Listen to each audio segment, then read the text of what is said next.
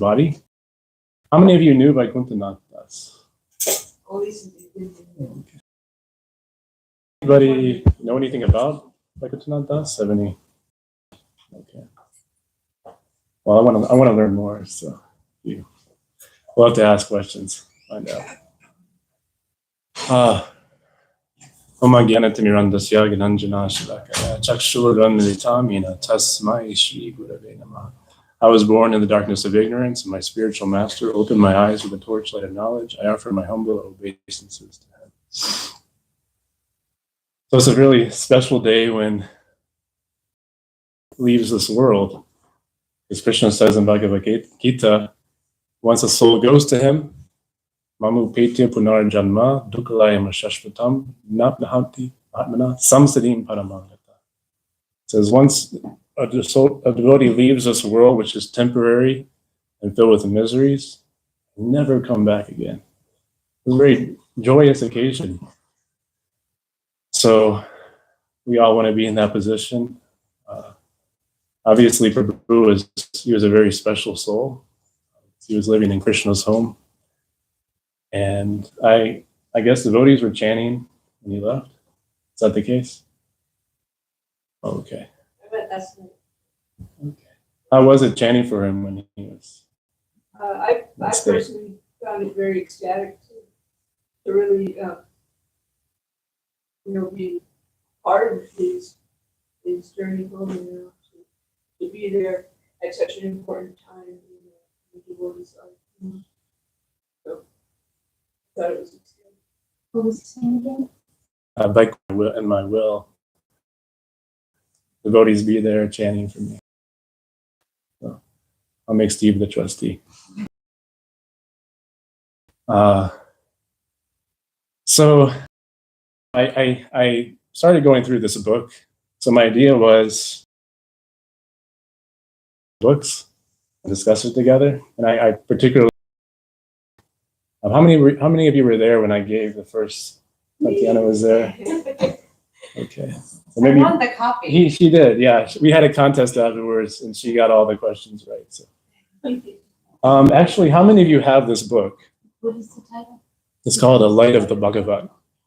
How many of you have this book? I've seen it, but Yeah. I don't have it. How many of you want this book? Because I'm going to make an order. Keep your hands up. I'm going to take a picture. All right, how many want this book? Put your hands up. Don't be shy. Who wrote it? Srila Prabhupada. So the story of this, Srila Prabhupada was in Vrindavan in 1961. So he was fully in the missionary stage of his life. And he was living in the Radha Damodar temple, which is a very special temple where a lot of the Goswami Samadhis are. And he was writing Bhagavatam. And he was struggling. When you read the Lila Amrita, he's struggling up until this point to gain some ground in his preaching mission. You read the Prabhupada Lila Amrita, you see Prabhupada just struggling a lot. And one of the amazing realizations about Prabhupada's life is that he sacrificed continually. He faced so many hardships, but he never gave up. Never gave up. Even when there was war going on in the country, his family was against him, wasn't supporting him. His God family wasn't giving the support that he wanted, that he needed for his mission. Society, you read the Lila Amrita, Prabhupada is reaching out to these dignitaries or politicians or like rich gentlemen. There was a conference. It was in Japan, and it was called a Congress for Cultivating the Human Spirit. So that was in 1961, and Prabhupada was invited to speak at this conference, and they wanted him to come to the extent where they were going to cover all his expenses. The only thing they weren't covering was his travel fare. And unfortunately, Prabhupada couldn't raise the travel fare to come. He couldn't get the support to raise the travel fare. So he never actually went to the conference, but he wrote this book. He wrote this presentation for that conference. And so he wasn't able to speak at that time, but now he's giving this book to all of us. He's giving this book to the whole world. It was pretty amazing. That particular plan didn't work for him, but he ended up, how many of these have been distributed? Probably tens of thousands of these copies have been distributed. So it's pretty amazing. And so Srila Prabhupada, what he did with this is that he was, basically what I'm going to be doing is I'm going to be giving a brief overview of a few verses. And I really hope that once we receive a copy that everybody will read in detail, because this book is very powerful. Actually, these teachings are extremely powerful. Like, there's Gyan, which is knowledge, and then there's Vigyan, which is realization. And so oftentimes, especially maybe when we come to Krishna consciousness, I know when I came, I'm trying to learn a lot of verses and learn a lot of the pastimes and the scriptures, etc. But to actually even one verse, like one verse, if we could actually realize that verse, the power of just having that one verse manifest in our heart and actually become part of who we are, it's extremely powerful. So this book is very special. It was actually based on descriptions of autumn from the 10th canto of Bhagavatam. And where was this autumn happening? It's in Vrindavan. It was a really very special, the most sanctified place in existence. Not only the spiritual world, but the very intimate place where Krishna performs his pastimes. And so we get a glimpse into not only autumn in Vrindavan, but also for every verse, Srila Prabhupada is pulling out a lesson that we can learn. I was going to ask Tatiana if she remembered any of the first lessons, but she left. So. Okay, so what I'll do is I'll just do a brief overview of what we learned. We did 3 verses. So the first verse, again, this is from 10th canto, 20th chapter, description of autumn. So the arrival of clouds, accompanied by thunder and flashes of lightning, all over the sky provides a picture of life-giving hope. Covered by deep bluish clouds, the sky appears artificially dressed. The thunder and lightning within the clouds are signs of hope for a new way of life. So in review, does anybody remember what the vast sky refers to?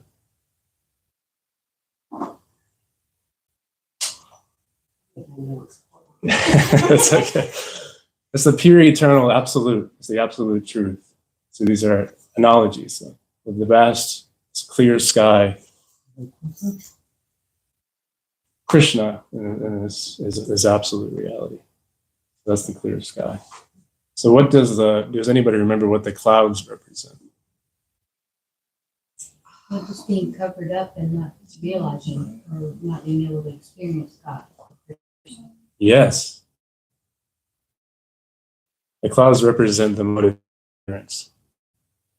So, and the portion underneath the clouds, what does that represent? Us. Yes, us.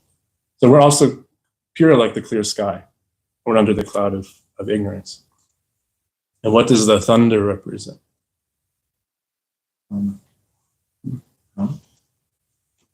Certain type of karma. Karma in the mode of ignorance? Close. Karma in the mode of passion. Thunder, and Srila Prabhupada in the purport says, the thunder, when you hear the thunder, it's the conditioned living entity saying, I am this, we are this is mine, this is ours. So that's the mode of passion, acquisition, thinking we're our body. And what does the lightning represent? Anybody remember the lightning? Take a guess? And the mode of goodness. Yes, the mode of goodness. Exactly, goodness. So there's a platform by which, or Prabhupada calls it a springboard, by which we can practice spiritual life. So it's a light, so like overhead, the thunder, but then you see the light. So that's the hope. You take the mode of goodness. From there we have some hope. Simply suffering. We're ultimately suffering. Goodness, we can have some equilibrium, some peace of mind, and a platform to engage in devotional activities. Is there any pure goodness in that? Or is it? Well, the purest guy, yeah, which is Krishna. So, okay, we'll move through it so we can actually have our lesson today. So the second verse, the scorching heat of the sun evaporates water from the seas, rivers, lakes, and reservoirs, and there is little water anywhere. The people become thirsty and always look overhead for rain, but in despair. Yet, just at the right moment, torrents of rain begin to fall everywhere in the land, even on the hard stones, and the land becomes overflooded. So the sun represents, does anybody want to guess? The effulgence of Krishna? No, this one's a little more difficult to know unless you have read the book. So. Knowledge. Hmm. Being transcendental. No. No. Okay. The scorching heat represents the government extracting taxes. So the government is, I would have never guessed that. yeah. So it's like the water is the money, and the sun, the scorching sun, is extracting the water into the clouds. So then the people are suffering from the scorching heat, right? Because we're getting income tax, property tax, sales tax, et cetera, et cetera, et cetera. So we're suffering. And then just at the right moment, the government distributes it to everybody. So that's like when the rain is falling. So a lot of in the purport, Srila Prabhupada discusses what the duty of the government is. And a lot of the focus is developing good character. Like you would never think, would you see that in the Trump debate or Trump and Kamala debate? Yeah. Development of good character. So the development. So in other words, traditionally the government was led by Brahmins who know the scripture, who know what is right, who know what is proper action. So then they provide that knowledge to the leaders. And so when they implement their rules, when they implement the law, when they utilize taxes from the people, they're doing so in a dharmic way. They're doing so in a way that aligns with God. So that was Prabhupada's spoke. Development of good character is actually the government's duty to make sure those higher decisions help to develop the good character of the people. An easy one is like eliminate slaughterhouse. Obviously that's not dharmic. And by having slaughterhouses, it implicates everyone in society in horrible, sinful activity, right? So, you got something, Steve? Oh, okay. Steve's my old friend. So we go back many, many years before I was Krishna conscious at all. Yeah. You were religious. Yeah. When we all decided to dress up and go to church. You remember that? Yeah. Okay, so. All right, so this is the third verse of review. Attracted by electricity throughout the sky and driven by forceful winds, clouds gradually cover the surface of the earth to satisfy the needy people by supplying water, which is the substance of their life. The clouds bestow rains upon man as a mercy of the Lord, who is always kind to the needy living being. So in this particular purport, Srila Prabhupada, he focuses a lot on recognizing that everything comes from God, recognizing that our basic subsistence is provided by God. Having this recognition of that, Prabhupada says we become alleviated from suffering, actually. Just by knowing that Krishna is in control, Krishna is behind everything. And so this is very powerful. So the mercy is coming down in the form of water.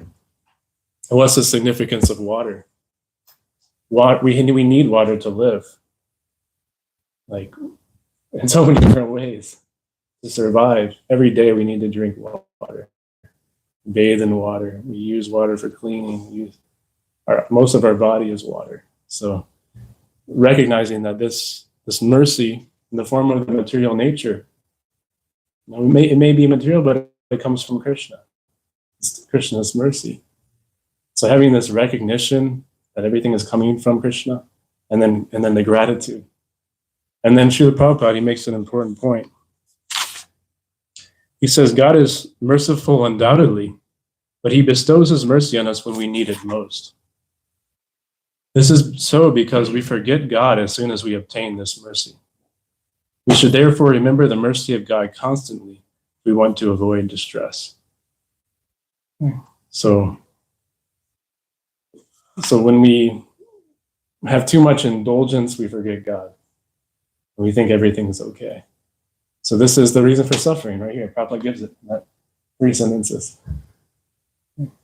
So through these difficulties, we remember God. If we were hooked up to a pleasure machine, okay, why can't we just all be hooked up to a pleasure machine and experience pleasure 24/7? What is the need for suffering? Because the pleasure of the senses is not the pleasure of the living entity. And so the living entity can never experience transcendental pleasure without the suffering in this world. So that's the purpose of suffering ultimately. Is it gives us an opportunity to okay. So now we will move on to the lesson for today. Is there any discussion on those topics? Viduna? Yes. If someone's transcendental to the mode of, say, hot and cold, if that's a symptom of being transcendental to the modes of material nature, well, how does a person behave towards like hot and cold things when they're like in the mode of goodness or passion or ignorance? Someone who's we can look at Srila Prabhupada. Like he was going through one difficulty after another, and he simply tolerated and continued on in his service. That's it. Somehow we have to learn to tolerate. And the main thing is the main symptom of toleration is that we go on with our service.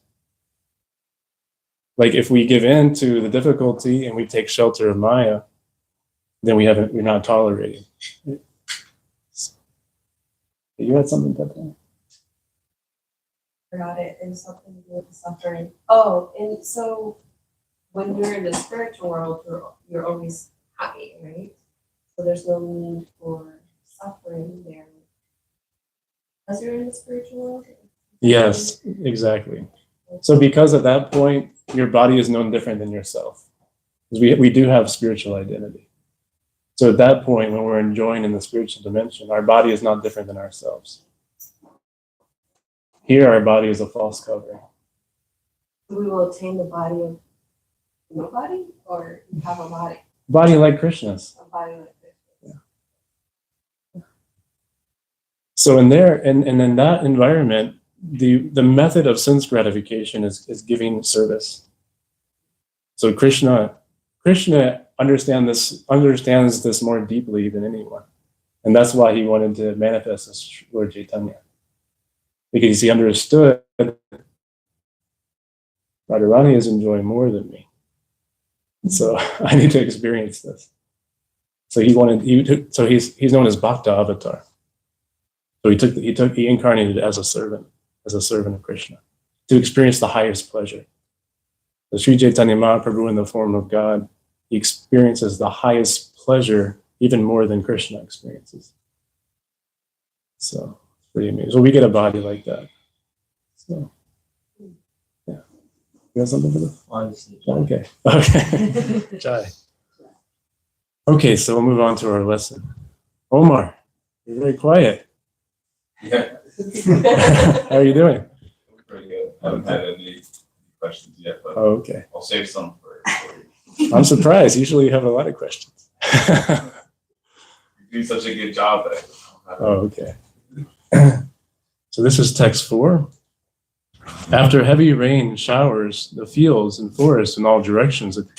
After heavy rain showers, the fields and forests in all directions appear green and healthy. Thus they resemble a man who has undergone severe austerities for some material gain and has achieved his end, for such a man is strong, hardy, and good-looking. How long does that last? About 30 years. Maybe, if you're lucky. Call me lucky. So, As long as it keeps raining. right? So this is the main focus Prabhupada has. He says there are persons who undergo severe austerities for some material gain, but those who are sane avoid this. For those who are sane. Those who are sane avoid this. Yeah. This is important to realize that in this life there's a lot of difficulties for everybody, right? I remember when I left college and I got out on my own, I started to experience the difficulties. Or maybe you've experienced this too when you leave your parents' home, or maybe it was work, but you start to experience the pressures from life, right? Like you're not being taken care of anymore on your family. And so the realization was there that everybody is suffering at a certain point. It's like, it's not just me, it's every single person. So the idea is that we have to perform austerities, right? Like even if we don't, say we just wake up in the morning and say, I'm just gonna stay in bed. And we just get popcorn and we just lay in bed. We're saying for the rest of my life, I'm just gonna lay in bed and eat popcorn. Does it have to be popcorn for breakfast? You choose. Ultimately, what's going to happen? Do you think you're going to live an enjoyable life ultimately in that condition? Well, ultimately, you're going to get up and make some more popcorn. Right. Ultimately, it's going to be hard to get out of bed, to even stand out of bed. My 800-pound life. Yes. It's a thing. It's a real thing. Yeah. So that's the thing is, whether or not we want it, austerities are coming. They're going to be there. Difficulties are going to be there, and this is a fact. If we avoid austerity as hard work, we can suffer in other ways. Our health will suffer, and we'll get disease. And so everybody's performing austerities, but what is the result of the austerities? What is the result? We're going to suffer later. Because that's the way the body operates, just to be active. Right? Our mind has to be active. We don't utilize our mind becomes atrophied. We do that a lot with television, right? Like your mind becomes like mush, like too much TV, right? So the mind, yes. So the mind has to work, the body has to work. So we're performing work, we're performing austerities, but what is the return? What's the return on investment? Okay. So what's the nature of a good investment? What do you tell me? You get back more than what you put in. Yeah, it's good. Yeah, so at least you maintain it, right? No, that's But a bad ideally- investment. But ideally you gain appreciation. Yeah. Okay. So ultimately everybody's working hard, but what's the ultimate result? It's really important. Yes. Well, I think Bhagavatam describes fruitive activity to consuming a glass of poison. Now, I don't know if this occurs if you utilize your fruits of action to serve Krishna. Krishna suggests you could work for him in Bhagavad Gita, but materialists who's using their fruits for sense gratification, I think it's compared to just drinking a glass of poison. Ultimately. All of their work. Yeah, ultimately, yes. Yeah, he samsparsa boga. Yes. That when we engage in sense gratificatory activities, this is the basis. The question that Arjuna asked, So what is the nature of somebody in transcendence? How does he walk? How does he talk? What did Krishna say? Did Krishna say he skips and then the other transcendental hops? One sits as a yogi. No, he doesn't. Krishna said, Arjuna asks a question that's on the external platform. Krishna gives an answer that's deeper than that. Krishna says when you give up your activities based on sense gratification, based on the concoctions of the mind, then you become situated in pure transcendental consciousness. So Srila Prabhupada describes in the purport that a transcendentalist and a materialist, they may look the same. We got to be careful not to judge. They may look identical. Right? Chaitanya Amrita is going, to work or going. The thing is ultimately is the sacrifice performed out of ultimately is the sacrifice performed, is it actualized? Okay. So you're a pie for Thanksgiving. Okay? You're gonna make an apple pie for Thanksgiving. So you go to the store and you buy all the ingredients. You come home, you set everything up. You make the dough, the crust. You put the apples in, cinnamon. You make Butter. okay. So you make So then you have the pie and it's sitting there on the counter, but you never put it in the oven. Okay. So ultimately, Krishna says to Arjuna, so therefore, always think of me in the form of Krishna, and at the same time, carry on with your prescribed duty of fighting. With your activities dedicated to me, with your mind and intelligence fixed on me, you will attain me without a doubt. Ultimately, the sacrifice has to be performed. And what's the sacrifice? Yes. In what form? Krishna. Krishna Dharma Prisa Krishna Sango Parshanam Yagyayi Sankirtana Prayarya Janti Hisu Medasa. Krishna and Bhagavad Gita stated, those who are very intelligent, they perform the sacrifice for this age, which is congregational chanting of the holy names of the Lord. Krishna descends with his weapons, with his associates, with his paraphernalia. He's not blackish. He's golden. This particular activity is equated to putting that pie into the oven. So ultimately, we're going about our daily activities, and Bala Gopinath is listening to his AirPods, and he's got Wisdom of the Sages on, Kirtan, and he's thinking of Krishna. So this is pure Krishna consciousness. And ultimately, the goal in the activity is ultimately to serve Krishna. Like Krishna says you were kind of alluding to this, Steve. Krishna says in the second chapter of Bhagavad Gita, he says, always be engaged in pure transcendental absorption in me. And if you can't do that, then work for me. And if you can't work for me, then give up the fruits of your work. And you can't do that, then engage in meditation. So but this is our goal. This is the goal. Like we're talking about the Gyan and Vigyan. Ultimately, we want that sweet cowherd boy to manifest in our heart. And we can't force it, but we can make our efforts. And when Krishna is pleased, we have the mercy of those godly, saintly souls. They give us their mercy.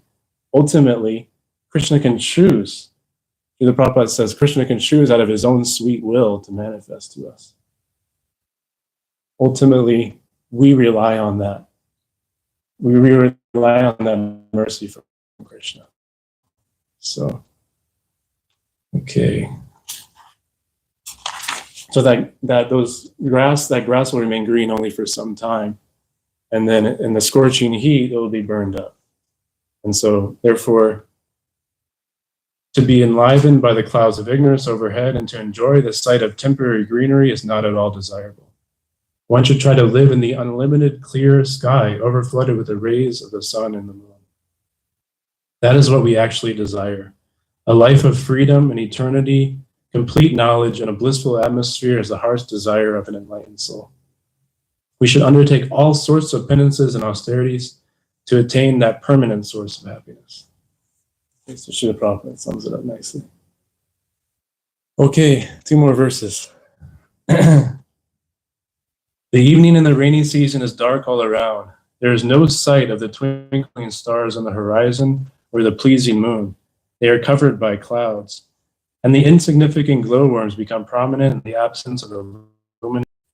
Prabhupada says, in Kali Yuga, there is a dearth of proper guidance. One may take guidance in the evening from the stars and moon, but in the rainy season, the light of guidance comes from insignificant glowworms. The real light and life in the Vedic knowledge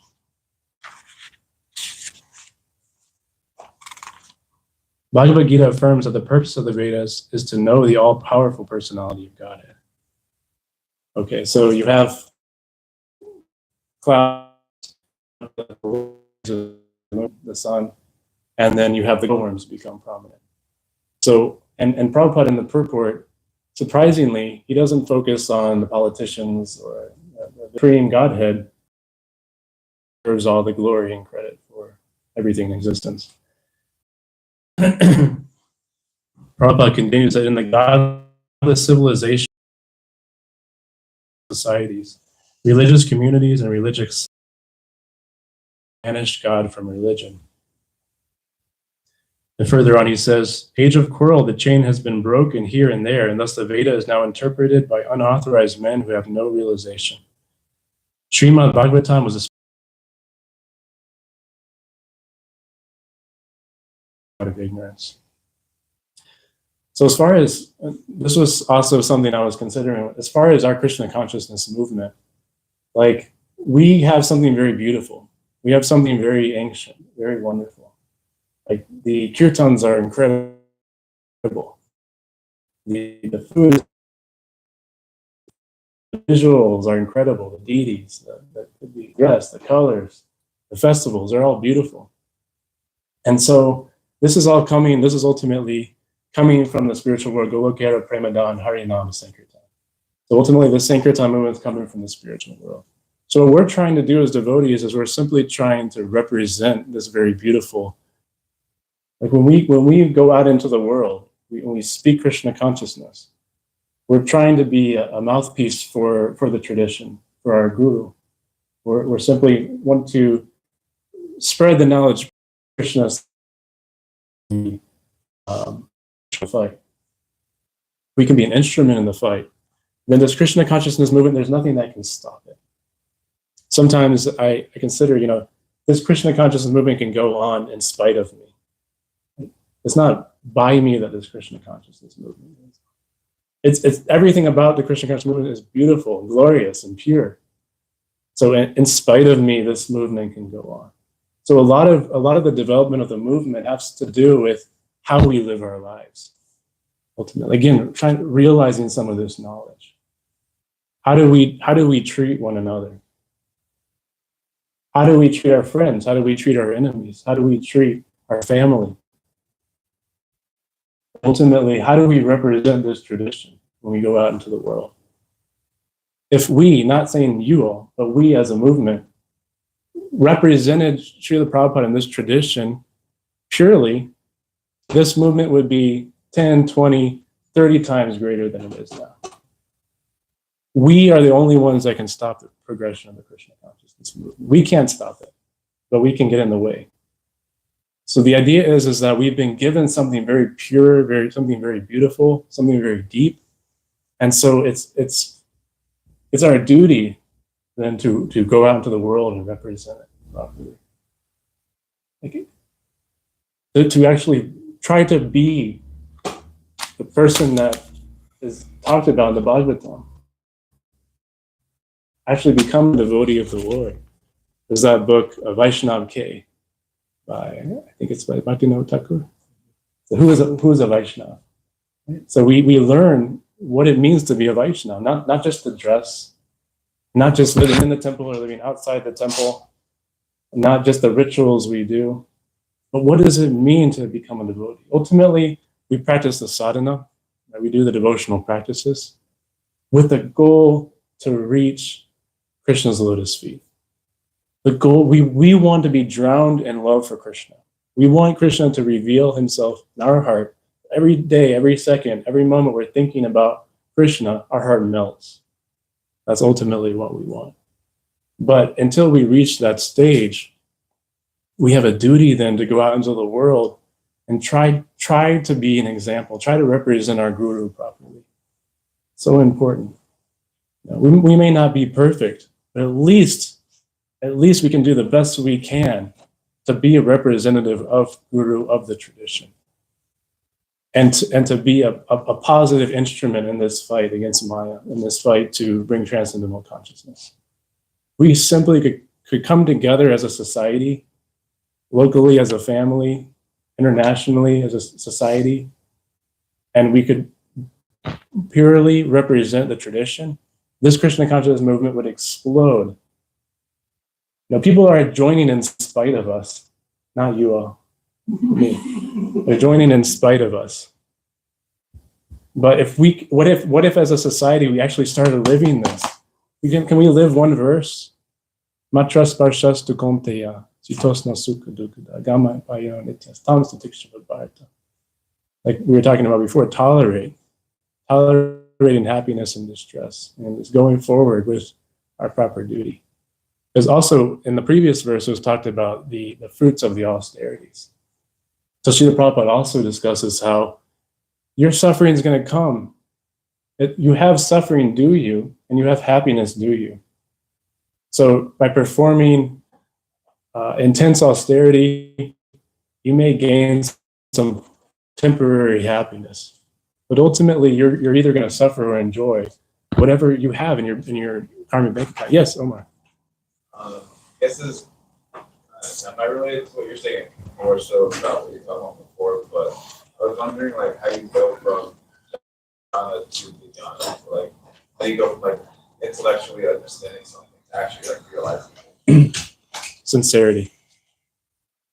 The sincerity by which we apply the teachings. The sincerity by which we hear. Do we hear with a desire to take that on and actually emulate that in our life, to live that in our life? And the sincerity by which we engage in our chanting.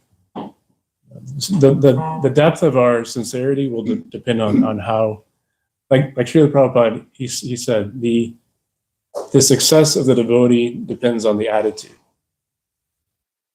So the progress of the devotee depends on the attitude. So how do we approach, this is something so sacred, but how do we approach it? How we approach it, that will determine our success, ultimate success. That's something that I think that I have trouble with is like, I'll feel like I have like a moment of like realization or like I understand something. But then like time goes on and then it feels like I've lost the realization or like I no longer understand what I used to do. I'm wondering like why that happens or how do you like put that back? Like I guess maybe I never realized it to begin with. I felt like I don't realize it. When it moves from theoretical to realized, it just becomes who you are. There's not like an effort. Let me try to make an effort to tolerate happiness and distress. We just become that. We become tolerant, and we continue with our service. So the theoretical can remain in the mind, but the Vigyan becomes part of who we are on a deeper level. Yes. I think I found it really easy to practice these difficult things that they mentioned in the Bhagavad Gita, where Krishna mentions about how to become equipoised to dualities of like heat and cold, things like that. It seems very difficult. Like, how am I going to just go through with this? Like, how am I going to finally wake up at 4 a.m, take a cold shower, and just get through with it? And I found that the more and more I perform devotional service, then automatically I found myself just swiftly being carried through all these difficulties and not really caring too much about it, more caring so about how to please Krishna. And all these other things sort of just washed away to the side. Yeah, it becomes part of our lifestyle, right? Yeah. So like culture is very powerful. And so that's one reason that devotee association is emphasized so much, because we get inspiration from our community. And so you're living in a temple, everybody's getting up. Right? If you're living in an environment where everybody's getting up early, they even become excited to get up early. We're going to wake up early, we're going to take a bath, 4:30 in the morning, 4 in the morning, and we're going to go to the temple. Then you get inspiration. I mean, I lived in the temple for 7 years, and I'll tell you, I got up really early for Mongol Arti, a lot more than I do now because of the association. Association's powerful. I still wake up and I do my deity worship and hear and chant, but not that same level, not getting up so early. You know? So that culture is extremely powerful for inspiring us. So thank you. You develop motivation without without the association, because you know some people are located in certain parts of the world that they're kind of in an isolated place, and find and develop, you know, adapt to us to also kind of tap into a space where we can associate with them, you know, with the divine in such a way that nourishes us without. I mean, of course, we're always going to be drawn back to friendship and relationship. But within our immediate surroundings, we don't see anybody. Mm. You know, the longing is also important. Like you develop this longing. I want to be with the devotees. I want to be in a kirtan with the devotees. I want to hear them chant. That's also powerful. Like the mind is powerful in Krishna consciousness. So sometimes Krishna, removes us from association due to circumstances to give us more desire to be back in that association. You know, we want to keep the vibration going. We want to try to hear kirtans chant. Listen to Krishna, but we want to we can keep the vibration going. But still, that association is powerful, right? Like I was thinking, I need this association tonight. I think I was asked by Wadita Priya to give this talk, but I really need that association. We get caught up in our daily duties, and then all of a sudden Krishna says, like, you miss the devotees. You want to get back and hear and chant. That's really powerful. Oh, thank you. I was thinking about even on this one time, it's like, if you're the only devotee, then it's time to start making devotees so that they can stay with you, you know? Yeah, exactly. You're telling me, really, you can just make devotees. You talk to them, they'll become devotees because you're so sincere. What do you think? Do you have any questions? No? Okay.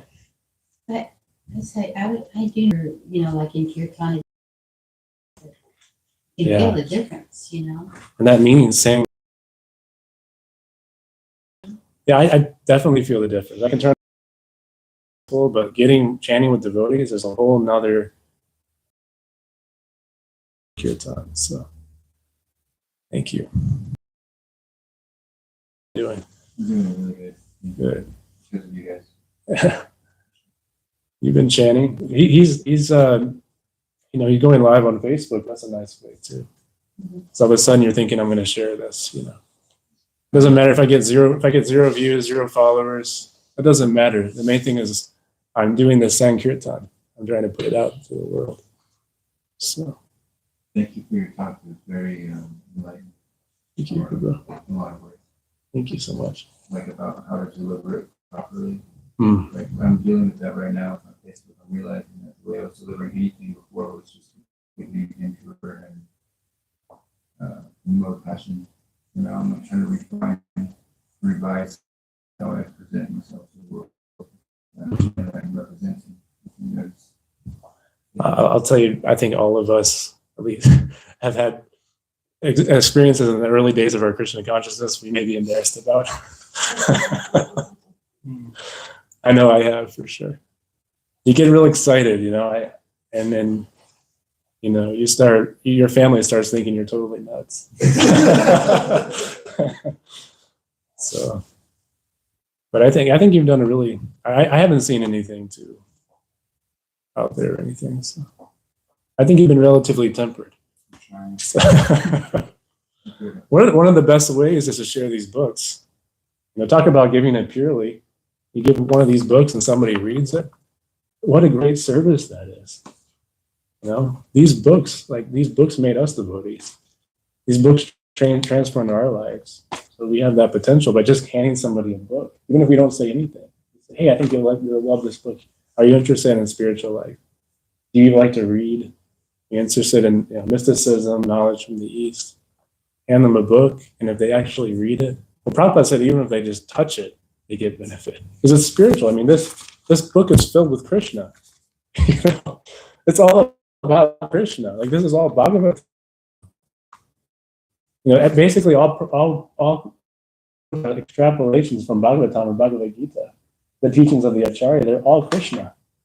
You know, so they're powerful. Yeah, Prabhu. I'm not allowed to ask stuff that's not like directly related to the class. Just like Sure. Yeah, I think we'll probably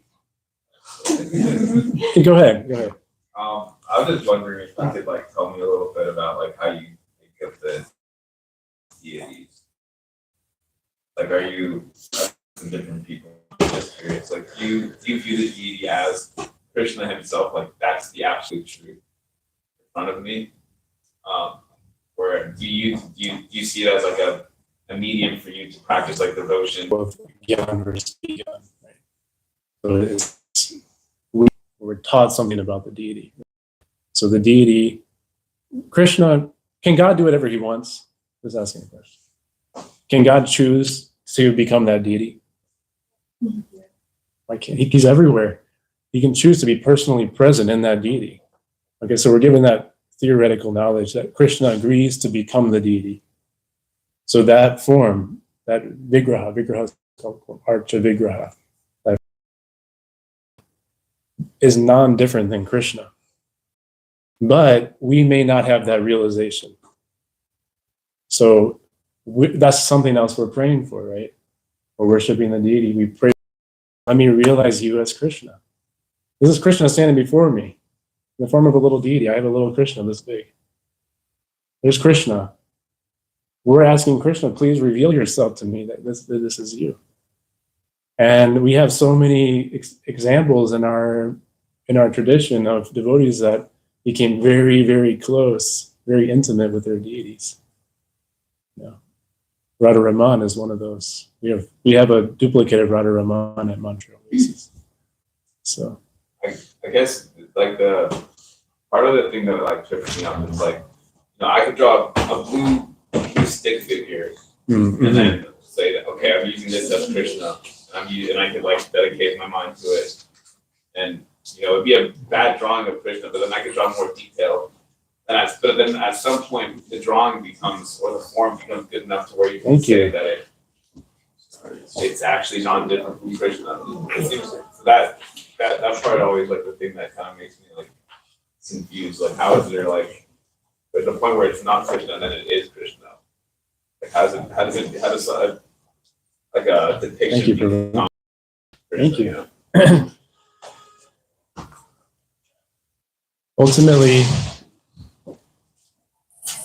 Ultimately, like Prabhupada said, he said, installation of the deity means regular worship. So Krishna can choose to be there in the form of the deity. If you put a little stick figure up and say this is Krishna, it doesn't mean that's Krishna. Right. Okay. There's the vigraha has to be in the form of Krishna as described in the scriptures.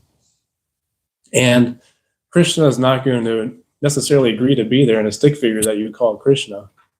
If you're not doing things out of love and devotion to serve him, why would he choose to be there? Right. Okay. So sometimes you have deities that are always Krishna.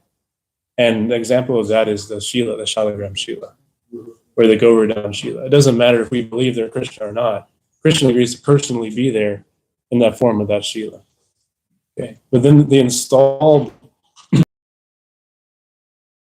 carved, it's made out of marble or wood or clay, is carved. That has to be done in a particular way, where it has to be representation of the way Krishna is described in the Shastras. And then there's an installation ceremony that's done. And Prabhupada gave us the true meaning of the installation, which means regular worship. And when you have regular worship, that's a symptom of love. Okay, so ultimately Krishna is manifesting based on our love. Okay. I just have a follow-up to this question. Like, let's say you distribute a book somewhere where they cannot get deities or charlatans. Hmm. But they have the book somewhere like reading and they want to have deities. Then what would you do? Well, Prabhupada said, he said these books are not different than Krishna. So you can worship the book. So they have some pictures. Yeah. I mean, we actually do, like, But what if it's not like all the complete attributes in one spot? Like, literally Krishna. I guess it seems like it's an approximation, but how could that be like the infinite absolute? Like everything is this one book. well, because Krishna agrees to come as his name. Have that vibration is there, Krishna agrees to be there. So one thing to consider is Krishna is, but he agrees to personally be present. These different, his name, his form, his qualities, his paths, Krishna's personally present there. Ultimately, Krishna's personally present where there's devotees and there's loving exchanges. That's what attracts Krishna. Krishna says, Maya tatam idam sarvam jagad vyaktamurtina. So by me in my unmanifested form, this entire universe is pervaded. All beings are in me, but I am not in them. So what he's saying is, I'm aloof from them. So all beings are in me, I'm everywhere, but I'm distant from them because they don't want to have a relationship with me. So the all pervasiveness, yet there's that personal exchange. What does it mean for him to be like personally present? Like the difference between, like, can you describe that? Like the difference in interaction between, like, you know, how it works between the blue stick figure and then like the actual deity. Yeah. Like that personal presence is like that. There's gotta be like a difference there. Like, what is that? It really has to do with us. Because if you have that analogy of the bird on the tree. Okay, so have you heard was it Sham Bhagavan Keshala Maharaj? Is that the name? There's a sannyasi. He was giving a class, and he was talking about interaction with somebody or presence, right? So he gave, I think this was really nice. He gave 3 different categories of being in the presence. So I have a meeting with you, Omar. Okay, I go to the meeting with you. You sit across from one another, and I'm on my phone the whole time. What do you think? Right. And I ignore you the whole time. Okay, so I'm there. I'm physically present, but I'm ignoring you. So he said that's one level of association. He said the second is your body is there. You're also totally engaged. I'm totally engaged with you, but what's not there? My desire. I don't want to be there. You see? So I'm physically there, I'm mentally there, but my heart isn't there. Okay. So when the relationship becomes wonderful and sweet, is you're physically present, you're mentally engaged, and you fully want to be there. You fully want to be there right now. So Krishna is ready for this reciprocation.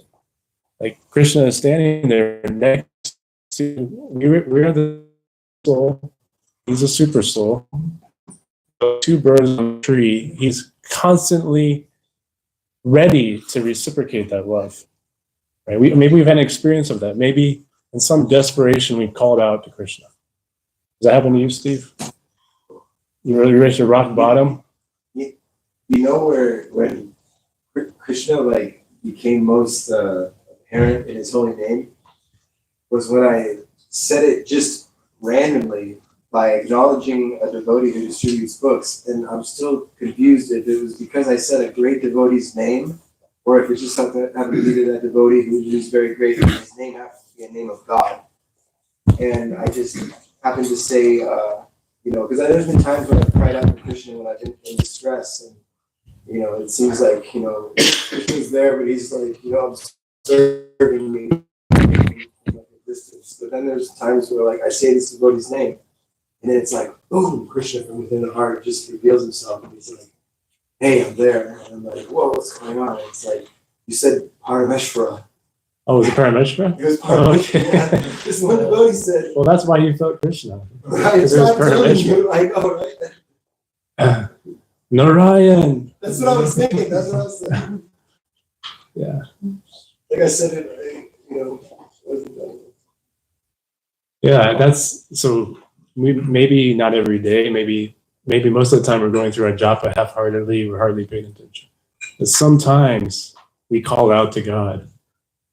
And many people have that experience. They call out to God from the depths of their heart, and they experience his immediate reciprocation. So when we say the word, when we say Krishna, is he there personally when we say Krishna? Yes. Okay. And same with what about like the Paramatma? Is that him personally being there? Like if we're like trying to talk to it, or is that like an impersonal kind of like thing? Personally there. So even without the deity, he's always personally with us as the Paramatma within our. Where he's within and without. Bahir Nishingo, Vidaye Nishingo. You're outside and you're also in my heart. But then like the advantage of the deity that you can like, do more gestures and stuff. Like There's more engage with them better. there's more opportunity for service. Yeah. That's what happened with Radha Raman. What happened was as Sanatana Goswami was worshiping the Shaligram. Actually, he went to the river at Gandaki, put his bucket in the water, and the Shaligram jumped in. Said, I'm not qualified to take care of Shaligram. He put it back. He kept on trying to get water, the Shaligram kept on jumping back in. Shaligrams kept on jumping in. So he's like, okay, Krishna. So he took Shaligrams back to Vrindavan, worshiping the Shaligrams every day. And he started thinking, this is very wonderful, this is Krishna, but I want to dress Krishna in his three-bended form. I want to put a flute to his lips, I want to put a beautiful crown on his head. I want to anoint his feet. So in that meditation, he woke up the next day, and one of the Shaligrams had manifested as Radha Raman, gorgeous deity who self-manifested from the Shiva. So he gave sculptor and he just like that's wow. No sculptor. Krishna was a sculptor. Krishna was also the sculptor for Lord Jagannath too. Krishna personally carved himself. Which devotee was that? Who was the devotee who was worshiping? Sanatana Goswami. We were just talking about, like, telling me, like, literally, yesterday. He told you that story the other day? Yesterday. Yeah. So that's why, because Radharani is said to be in Radha Raman's heart. So he's just Krishna there. So that's why we named the mantra Oasis deity Radha Raman. Because it's just Krishna. So we said, okay, Radha's in Krishna's heart. So this is also going to be Radha Raman. So some of the backstory. I saw him in Love. You did? They were like so far away. Yeah. Yeah, he's really small. He's very small. He's maybe as tall as this water bottle. Yeah, pretty much. Yeah. And there's like a huge crowd. Yeah. He's very famous. They had a TV though. They have it going up on the TV. And the priests, they had like different curtains, and like the curtains were moving. And think, oh, he's gonna show himself. They kind of they just kind of wiggle him a little bit. And like they're just getting everybody Yeah. excited. Yeah. And there's these guys with these cameras, all these tripods set up, and they were just ready for that moment. Mm. Darshan only lasted. Yeah. It's very sweet. Nice. Yes, Prabhu. Yeah, so there's this video. I wish I would have saved it or something, but it shows multiple photos of Radha Raman. And if you can see slight changes in the face expression near the lips. Mm. Just like a little bit more smiling, kind of, Mm-hmm. just barely changes. Mm. No, that's just like one instance of the marvelousness of the deity. Mm-hmm.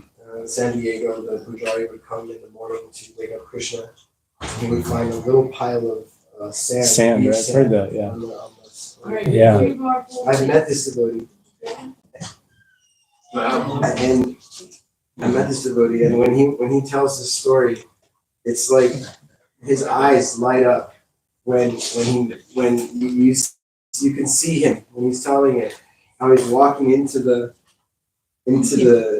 altar, and then he sees the sand, and his eyes just get really big, like. Well, he said that I heard him tell the story too. He said that there was sand on the steps. So it was like they had walked. So he said that Radha Giridhari went to the beach. Yeah, because they went to the San Diego beach in the night and came back. So. Okay, I think we're gonna sign. Is it okay if we sign off and take Prashadam? Hare Krishna.